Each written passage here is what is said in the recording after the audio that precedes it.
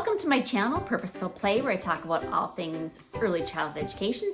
I'm Danielle, and today I want to talk to you about, I don't want to say self-care because that's just sort of this whole broad term that really doesn't mean much.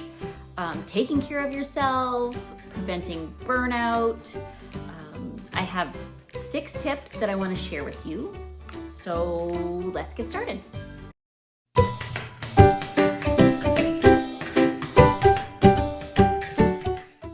Everybody's telling teachers to, self-care is important. Take care of yourself.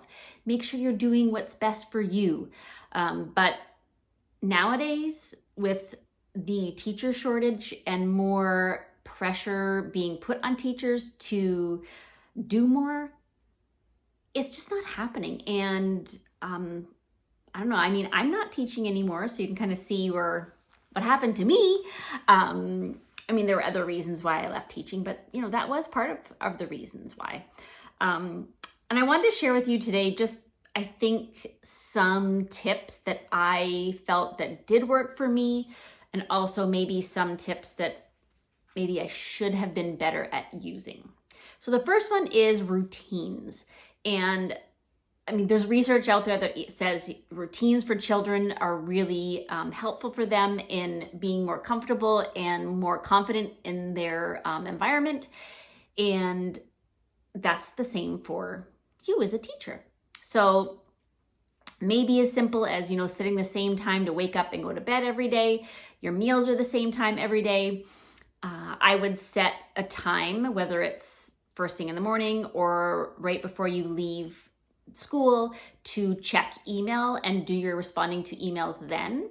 Try not to do it throughout the day because it's not as productive. So set aside some time, respond to emails immediately. So not just reading them, but responding to them. If there's an email that requires more time, just click on that little star that makes it save so that you can have the time to sort of process and think about your response, and then come back to that one maybe another day.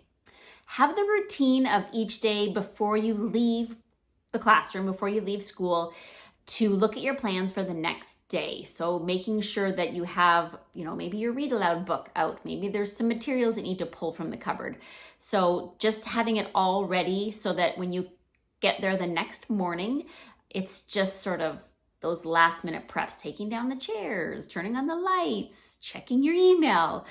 So take some time right at the end of the day before you leave to just check your plans and make sure you're prepared for that next day.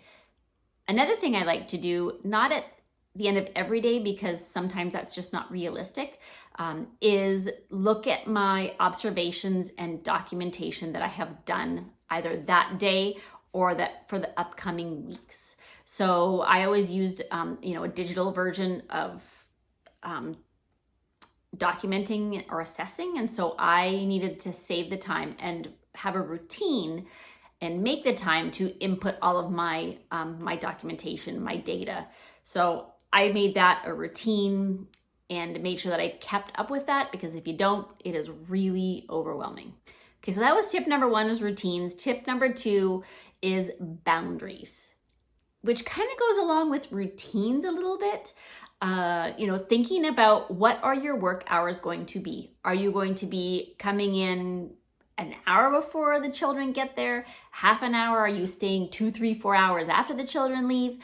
Or are you going to just work your contract hours and making it work so that, maybe during your prep time or your breaks, if you're actually lucky enough to get them, that you are working on your prep for the following days. But think about what your hours are, what you want your work hours to be, and stick to it. Make that routine every day. And if you struggle with that, maybe set some timers on your phone. I felt that timers were really helpful for me because not only did it make me think, oh, it's time to pack up and go home, but it made me be more productive because I felt the pressure of the timer going off. So I was like, okay, I got to get all this done before my timer goes off. Think about what your boundaries are for work outside of your contract hours. So are you bringing things home in the evenings and on the weekends? Is it necessary? Could you maybe stay an extra 10 minutes at school so you don't have to bring anything home? Because you know what? I would always bring home this backpack of stuff, and majority of the time that stuff would travel back and forth to and from school and home, and it never got opened. And then I kind of felt bad about myself because I didn't get anything done. So I would just say, don't do it. If you can, don't do it. So get in the habit of working at work and not at home. Realistically, it's not always the case. Sometimes you just don't have enough hours in the day to get things done. So occasionally do that. But especially for new teachers, really think about what your routines and your boundaries are and start out now setting those routines and setting those boundaries. Something else I wanted to share with you about boundaries is making phone calls and responding to emails. Stick to the hours, either shortly before school, shortly after school. Maybe you're checking your email, once during the day to respond to something, but try not to do it, and phone calls as well. Try not to do it in the evenings and on the weekends, because then there's that expectation that if someone calls you or emails you, then you have to respond in the evenings or on the weekends. So avoid that as much as you can, and just try to avoid checking your emails too, because if you're not going to be responding to them right away, just don't do it. I would love when other teachers would come into my classroom and chit chat with me so we could have the time to catch up or vent or solve problems. But there were times when I just needed to get stuff done. So one tip I would give to you, again, as a boundary, close your classroom door, put a note on there that says, I would love to chat. I am busy working and would prefer not to be interrupted. Send me an email so we can schedule a time to get together. And people are very understanding of that. So don't be afraid to say, I can't talk right now.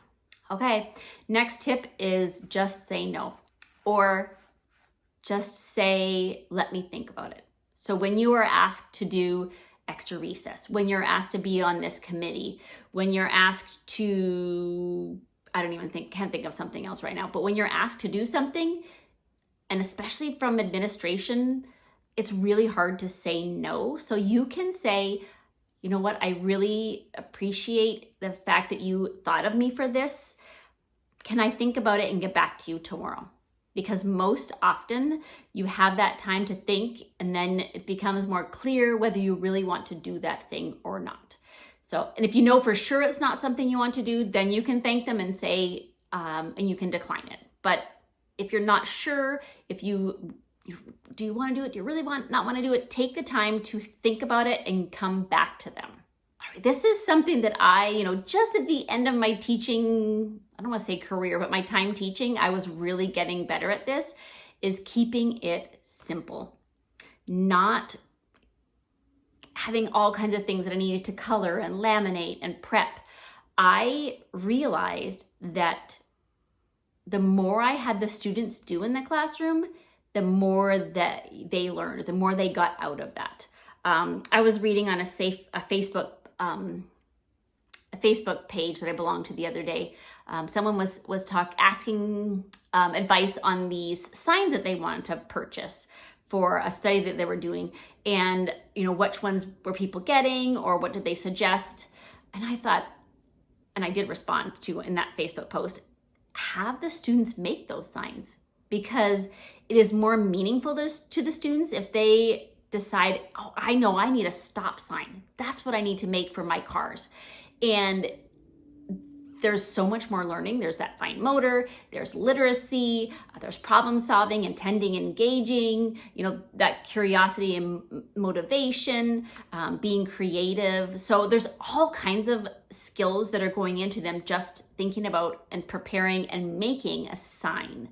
So, and then also you save your money. So do as much as you can with the students during your time together.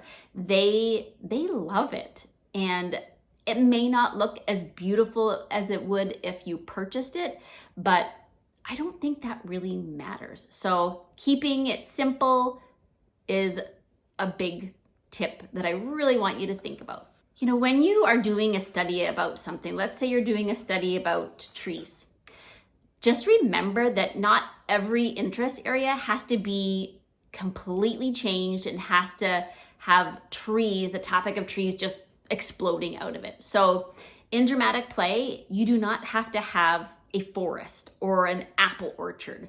You can add materials that will help children answer their questions about trees. It doesn't have to be completely redone, which is a lot of work. So again, that's just my tip of keeping things simple. My next tip is taking the time to connect with people, which is funny because I just talked about the boundaries where it says don't talk to coworkers. I don't mean don't at all. It just means I don't, if you have to work, then just let them know that. But you know what, taking the time to connect with people that are in your building, other educators, and also people that have nothing to do with teaching, so that you can kind of get your brain away from that, your workplace. It's really nice to have teacher friends.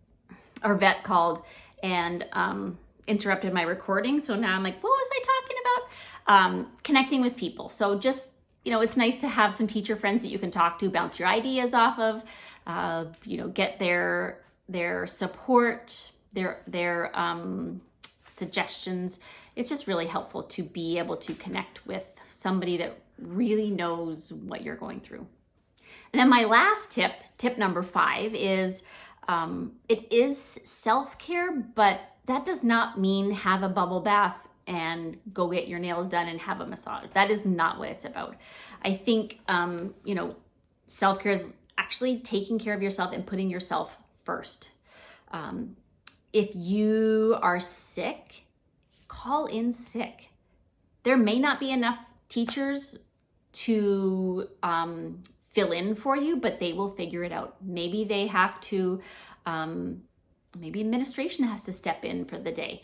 Maybe the students have to go to another teacher. I know some schools have done that where they divide the class and then just add them to other classrooms.